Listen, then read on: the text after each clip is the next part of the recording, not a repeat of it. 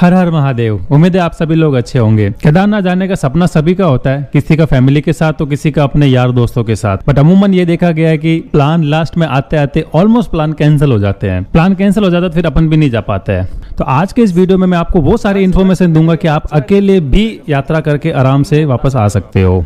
तो वीडियो को अभी से लाइक कर दीजिए और चैनल को सब्सक्राइब कर दीजिए। आगे हो सकता है आप भावनाओं में भूल जाएं। आप समझ जाओ, बोलेगा वक्त ना बस समझ। तो सबसे पहले अपन बात कर लेते हैं कि केदारनाथ के कपाट कब ओपन होंगे। पूरे चारधाम यात्रा के जो कपाट है वो अक्षय तृतीया के दिन से ओपन होना स्टार्ट हो जाते हैं। सबसे पहले गंगोत्री और यमुनोत्री के होते हैं, वो अक्षय तृतीया के दिन ही होते हैं। उसके 2 दिन बाद केदारनाथ के और उसके 2 दिन बाद में बद्रीनाथ के होते हैं। तो 2023 में अक्षय तृतीया है आई थिंक 24 के अराउंड, 24 अप्रैल। लगभग 26 अप्रैल के आसपास कपाट खुलने के चांसेस हैं। ये टेंटेटिव डेट है। एग्जैक्ट डेट महाशिवरात्रि के दिन अनाउंस हो जाएगी। ओपनिंग डेट के बाद में अपन डिस्कस कर लेते हैं कि बेस्ट टाइम कौन सा रहेगा। देखो गेट ओपन हो जाते हैं ऑलमोस्ट मई के अंदर, टिल दिवाली तक केदारनाथ के कपाट ओपन रहते हैं। इन बिटवीन अपन कभी भी जाके आ सकते हैं। इनमें से सबसे बेस्ट जो टाइम है वो है मई और जून, क्योंकि उसके अंदर एक तो ओपनिंग सेरेमनी अपन अटेंड कर सकते हैं और दूसरा है मिड सितंबर से लेके टिल दिवाली तक। और इसके जो बीच का समय है जुलाई से लेके मिड सितंबर तक, ये मॉनसून का टाइम होता है। तो इस टाइम पर आप अवॉइड कीजिए। इवन कोई भी आप पहाड़ी क्षेत्र में ट्रेवल कर रहे हो तो वो भी आप अवॉइड करना, क्योंकि उस टाइम पर बहुत बारिश होती है और लैंडस्लाइड की वजह से हाफ टाइम तो रास्ते ही बंद रहते हैं। और अगर आप स्नोफॉल देखना चाहते हो और ऐसे टाइम पर जाना चाहते हो जब स्नोफॉल हो और स्नो देखने को मिले, तो मैं आपको प्रीफर करूंगा कि आप दिवाली के आसपास प्लान करना। दिवाली से 2-4 दिन पहले आप प्लान कर सकते हो, या दिवाली भी वही मना सकते हो। तो उस टाइम पर स्नोफॉल होने के चांसेस बहुत हाई होते हैं। वैसे अक्टूबर एंड से चांसेस बन जाते हैं स्नोफॉल का, बाकी डिपेंड करता है वेदर के ऊपर, किस दिन होगा किस दिन नहीं होगा। इनमें से जो भी आपको कन्वीनियंट लगता है वो टाइम आप पिक कीजिए और उस टाइम की आप ट्रेन की टिकट पहले से ही एडवांस में करा लीजिए, क्योंकि लास्ट मोमेंट पे फिर टिकट नहीं मिलता है। बेस्ट टाइम चूज करने के बाद में अब अपन डिस्कस करते हैं कि डॉक्यूमेंट क्या क्या लगेगा। तो डॉक्यूमेंट के अंदर एक लगेगा आपका आईडी प्रूफ। तो आईडी प्रूफ में आपका आधार हो सकता है, वोटर आईडी हो सकता है, डीएल हो सकता है, पासपोर्ट हो सकता है, कोई भी आईडी प्रूफ आपके साथ होना चाहिए। दूसरा है आपका यात्रा पास। तो यात्रा पास आप ऑनलाइन बना सकते हो या वहां जाकर आप ऑफलाइन भी बना सकते हो, बट मैं रिकमेंड करूंगा कि आप ऑनलाइन ही बना दो। सिंपल प्रोसेस है, 5 मिनट के अंदर अंदर बन जाता है। ऑनलाइन कैसे बनाना है इसका वीडियो में ऑलरेडी बनाया हुआ है, मैं डिस्क्रिप्शन के अंदर उसका लिंक दे दूंगा, तो आप उसको देख के बना सकते हो। अभी बंद है, जैसे ही ओपन होगा मैं आपको अपडेट कर दूंगा और ये बिल्कुल फ्री है, कोई पैसा नहीं लगता। इसके अलावा वैक्सीन सर्टिफिकेट और आरटीपीसीआर, ये जो 2 हैं ये कोविड से रिलेटेड हैं। जैसे कि अभी कोविड की न्यूज़ आने लग गई है, तो ये अपन वेट करते हैं गवर्नमेंट का क्या गाइडलाइन आता है कोविड को लेके, तो उसके अकॉर्डिंग ही होगा। बट हाँ, ये मान के चलिए कि वैक्सीन सर्टिफिकेट आप अपना रेडी रखिएगा। बाकी जो टेस्ट की बात है, तो टेस्ट उस टाइम पर कौन से टेस्ट कंपलसरी करती है गवर्नमेंट, हो सकता है ना भी करे, तो ये गाइडलाइन पे डिपेंड है कम्प्लीटली। अब बात कर लेते हैं कि केदारनाथ जाए कैसे। तो देखो, केदारनाथ जाने के लिए सबसे पहले अपने को पहुंचना होगा हरिद्वार। तो लास्ट रेलवे स्टेशन है वो है हरिद्वार, उसके बाद ऋषिकेश और देहरादून। ये 3 है जहां पर आप बाई ट्रेन पहुंच सकते हैं। अगर आप बाई फ्लाइट आ रहे हो तो आप देहरादून में एयरपोर्ट बना हुआ है, वहां पर आप लैंड करेंगे। तो यहाँ से आगे का जो सफर होगा वो बाई रोड ही होने वाला है। तो उसमें जो अपने पास ऑप्शंस हैं, सबसे सस्ता अगर अपन देखते हैं बजट फ्रेंडली और सोलो ट्रेवलर है तो उसके लिए डेफिनेटली बस सबसे बढ़िया ऑप्शन रहेगा।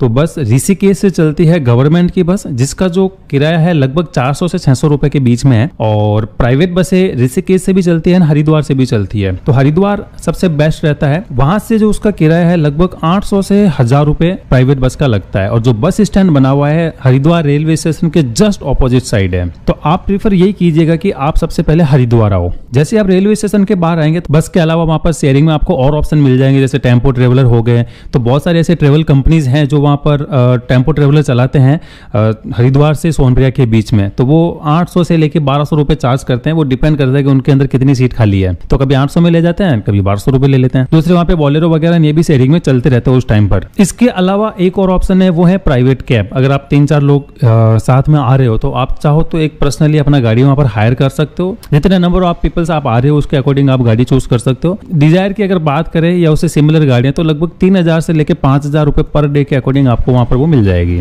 तो आप अपनी नीड के अकॉर्डिंग जो भी ऑप्शंस आपको अच्छा लगता है आप चूज कर सकते हो। बट अपन इस वीडियो में सोलो ट्रेवल की बात कर रहे हैं तो बस सबसे बेस्ट ऑप्शन है और सबसे चीपेस्ट है। तो हरिद्वार से अब हमें पहुंचना है सोनप्रयाग। तो सोनप्रयाग पहुंचते पहुंचते लगभग 6-7 बज जाएगी। वहां पहुंचने के बाद हमें स्टे देखना है। तो स्टे आप GNVN से बुक कीजिए, ऑनलाइन गवर्नमेंट का है। वहाँ पर आपको डॉर्मेट्री मिल जाएगा लगभग 400 से 500 रुपये में। वहाँ पर आपको दो ऑप्शन दिखेगा, पहला है सोनप्रयाग के अंदर और दूसरा है गौरीकुंड के अंदर। तो आप सोनप्रयाग में भी ले सकते हो, गौरीकुंड में भी ले सकते हो। गौरीकुंड का मिल रहा है तो सबसे बढ़िया, बट ये आपको एडवांस में बुक करना पड़ेगा, ऑनलाइन हो जाएगा इसका बुकिंग। तो मैं बुकिंग का वेबसाइट दे रहा हूँ, लिंक भी डिस्क्रिप्शन में दे दूंगा, आप वहाँ जाके अपना बुकिंग करा सकते हो। अभी बंद है, जैसे ओपन होगा मैं आपको अपडेट कर दूंगा। इसके अलावा भी ऑप्शंस हैं जिसमें आप प्राइवेट, वहाँ पर बहुत सारी होटलें बनी हुई हैं, सोनप्रयाग में भी हैं, गौरीकुंड में भी हैं, और उससे पहले सीतापुर, रामपुर, वहाँ पर भी बहुत सारी होटलें बनी हुई हैं। तो आप उस होटल में भी स्टे कर सकते हो। होटल का जो चार्जेस होता है लगभग 800 से 1000 रुपये पर पर्सन के आसपास आता है सीजन के टाइम पे। ऑफ सीजन में बहुत 500-600 में भी रूम ही मिल जाता है पूरा। तो आपको जो भी ऑप्शन अच्छा लगता है, आपके अकॉर्डिंग जो कन्वीनियंट है, आप वो ऑप्शन चूज करके नाइट स्टे कीजिए। नेक्स्ट डे आपका दिन जल्दी शुरू कीजिए। आप अर्ली मॉर्निंग 5 या 6 बजे तक आप अपना सफ़र स्टार्ट कर दीजिए, क्योंकि आपको सोनप्रयाग से सबसे पहले जाना है गौरीकुंड। तो वहाँ जाने के लिए आपको शेयरिंग में बोलेरो लेनी होगी, जो कि 50 रुपये पर पर्सन चार्ज करते हैं। सीजन के टाइम पे बहुत लंबी लाइन लगती है, तो आप जितना जल्दी उठ के जाएंगे उतना ही जल्दी आपका नंबर आएगा, जल्दी आप गौरीकुंड पहुँच जाएंगे। तो गौरीकुंड पहुँचने के बाद में अब आपका यहाँ से ट्रैक स्टार्ट हो जाएगा। यहाँ से आप स्टिक खरीदना चाहें तो सपोर्ट के लिए ले लीजिए, आपको काफ़ी हेल्प करेगा ट्रैकिंग के लिए। तो सोलो ट्रैवल कर रहे हैं, बजट ट्रैवल कर रहे हैं, तो पैदल ट्रैक कीजिए। सबसे बेस्ट वो रहता है, जो नज़ारे अपने को देखने को मिलेंगे, जो झरने, ये वादियाँ, बीच में मैगी, नींबू पानी, क्या क्या नहीं मिलता वहाँ, और वहाँ बैठ के खाने और पीने का जो मज़ा आता है, आहा, मैं बता नहीं सकता, मज़ा आ जाता है। दूसरा ऑप्शन है घोड़े का। घोड़े का जो सरकारी रेट है वो है 2500 रुपये वन साइड का। वो ऑप्शन ले सकते हो, बट आप पैदल जाओ ज़्यादा मज़ा आएगा। रास्ते में कहीं थक जाओ तो रास्ते में भी आप ले सकते हो। बाकी बार्गेनिंग आप करके थोड़ा अप डाउन करा सकते हो पैसों को। फाइनली गौरीकुंड से आपका केदारनाथ की यात्रा स्टार्ट हो जाएगी, जो कि लगभग 18 किलोमीटर है। वहाँ पर पहुँचने में आपको लगभग 8 से 10 घंटे, सम केसेस में 12 घंटे भी लग सकते हैं। बाकी आपके चलने की स्पीड पे डिपेंड करेगा। पूरे सफ़र में जो आपको नेचर के नज़ारे देखने को मिलेंगे, मतलब मज़ा आ जाएगा। और रास्ते के बीच में चलते हुए वाटरफॉल, जिससे आप अपना पानी के बॉटल रिफिल कर सकते हो, जिससे आपका पानी का पैसा बच जाएगा। तो पूरे दिन ट्रैक करने के बाद आप फाइनली 4 बजे से लेकर 6 बजे के बीच में आप केदारनाथ धाम पहुँच जाएंगे। तो वहाँ का जो स्टे है आप अगेन GNVM में बुक कर सकते हैं, जो कि आपको लगभग 500 रुपये में मिल जाएगा। जो मंदिर के पास में है वो है स्वर्ग रोहिणी, वहाँ पर वो 1000 रुपये चार्ज करते हैं डॉर्मेट्री का। और उस थोड़ा सा पहले बेस कैंप है, तो बेस कैंप में अगर आप करेंगे तो वो मंदिर से लगभग 2 किलोमीटर पहले हैं, वो 500 रुपये में आपको मिल जाएगा। तो आप अपने बजट के अकॉर्डिंग देख लीजिएगा, सस्ते में सस्ता 500 रुपये में भी अवेलेबल है वहाँ। तो आप क्या कीजिए, अपना सारा सामान रखिए वहीं पे और सीधे चले जाइए मंदिर के पास में। देख लीजिए लाइन कम है तो आप दर्शन करने के लिए उसी टाइम पर अंदर लाइन में लग जाइए, या फिर आप क्या कीजिए, उस टाइम तो आप जितना टाइम स्पेंड करना चाहते हो वहाँ पर आप टाइम स्पेंड करो, मंदिर के आसपास घूमो। नेक्स्ट डे अर्ली मॉर्निंग आप 2 से 3 बजे के बीच में आप उठिएगा। अर्ली मॉर्निंग उठने का फ़ायदा ये होगा कि सुबह ही लाइन लग जाती है मंदिर में दर्शन करने के लिए। तो समटाइम वो मंदिर 3 बजे भी खोल देते हैं, तो आप जितना जल्दी उठेंगे उतना ही जल्दी आपका नंबर आ जाएगा, आप दर्शन अच्छे से हो जाएंगे उतना ही कम टाइम के अंदर। अदरवाइज़ क्या होगा कि जितना लेट करोगे उतना ही ज़्यादा भीड़ बढ़ जाएगा, फिर जो 1-2 घंटे में दर्शन होने थे वो 5-6 घंटे भी लग सकते हैं। तो अर्ली मॉर्निंग दर्शन करने के बाद में आप चले जाइए भैरव बाबा के मंदिर, जो कि पास में ही है, लगभग 500-700 मीटर पे ही है।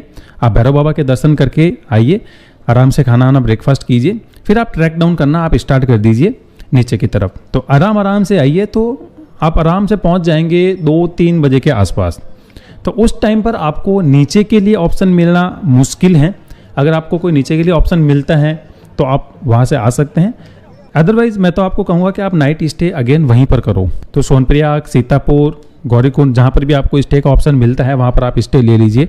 बट मैं प्रेफर करूँगा कि आप स्टे लो सोनप्रयाग में, क्योंकि बस वहीं से लगेगी। तो वहीं से ही आप बस लीजिए और आप आ जाइए हरिद्वार के लिए। अब आइटिनरी की बात करें तो ये जो पूरा सफ़र है आपका, इसमें आपका 3 नाइट और 4 डे लगेगा। पहला सोनप्रयाग, दूसरा केदारनाथ, तीसरा अगेन सोनप्रयाग, और चौथे दिन तो आप आ जाएंगे शाम तक ऋषिकेश हरिद्वार। तो उसके अकॉर्डिंग आप अपना ट्रेन का टिकट वापसी का करा सकते हैं, ट्रेन बस जो भी आपका है। तो अब बात कर लेते हैं कि आपको साथ क्या क्या लेके जाना है। तो साथ ले जाने के लिए आप सोलो जा रहे हैं तो ज़्यादा बड़ा बैग मत लीजिए, एक छोटा सा बैग ले लीजिए 30-40 लीटर का, मैक्सिमम 50 लीटर का। उसके अंदर आप 3 से 4 दिन का आप कपड़ा डाल दीजिए। उसके अलावा एक जैकेट आपके पास अच्छा सा होना चाहिए, नीचे भले आपको ठंड हो ना हो, केदारनाथ में सर्दी होगी। जैकेट के बाद में hand gloves, thermal, woollen cap, ये तो आपके साथ होना चाहिए जो आपको सर्दी से बचाएगा। उसके अलावा आपके पास एक पावर बैंक आप साथ रखना, क्योंकि इलेक्ट्रिसिटी उतना स्ट्रांग वहाँ पर मिल पाता है नहीं तो फिर वेट करना पड़ता है जब भी अपन प्लग लगाएं कब तक चार्ज हो जाएगा। तो पावर बैंक होगा तो आप चलते फिरते भी उसको चार्ज कर लोगे अपने फ़ोन को, ताकि फ़ोटो वीडियो ले पाओगे आराम से। उसके अलावा मेडिसिन दवाएं अगर आपकी कोई चल रही हैं तो वो आप साथ रखिएगा, अगर नहीं चल रही हैं तो भी आप पेन किलर साथ हो आपके। एक वॉलिनी स्प्रे आप साथ रखिए, क्योंकि ट्रैक करते टाइम बहुत बार मोच आ जाती है, पैर मुड़ जाता है, तो वहाँ पर भी आपको वो हेल्प करेगा। एक स्लीपर का जोड़ी साथ रखिएगा, ताकि जब आप स्टे कर रहे हो तो आसपास में घूमने के लिए आपको बार बार शूज़ पहनने की ज़रूरत नहीं रहेगी। और भी मैं पूरी लिस्ट यहाँ पर दे रहा हूँ, इसका आप स्क्रीनशॉट लेकर रख सकते हो या डायरी में नोट कर सकते हो। अब बात कर लेते हैं बजट की कि पैसा कितना लगेगा। मैं पूरी लिस्ट आपको दे रहा हूँ कि कहाँ पर कितना पैसा लगेगा। ये लगभग 3,700 रुपये में आपका पूरा ट्रिप हो जाएगा। थोड़ा बहुत ऊपर नीचे लग सकता है एज पर सिचुएशन, बट ज़्यादा डिफरेंट नहीं आएगा। तो आप मैक्सिमम 5,000 रुपये का बजट लेके चलिए अगर आप सोलो जा रहे हो तो। आप इसका स्क्रीनशॉट ले लीजिए या आप डायरी में नोट करके रख सकते हैं। तो उम्मीद है आपको ये वीडियो अच्छा लगा होगा। अच्छा लगा तो प्लीज़ आप लाइक कीजिए और चैनल को सब्सक्राइब जरूर कर लीजिए, और अपने यार दोस्तों के साथ भी शेयर कीजिए ताकि आपका ग्रुप बन के जाए, अच्छे से आप मजे करके आओ। इसके अलावा अगर आपके कुछ और भी सवाल है तो प्लीज़ मुझे कमेंट करके जरूर बताइए। तो मिलते हैं किसी नई वीडियो में, तब तक के लिए बाय बाय। हर हर महादेव।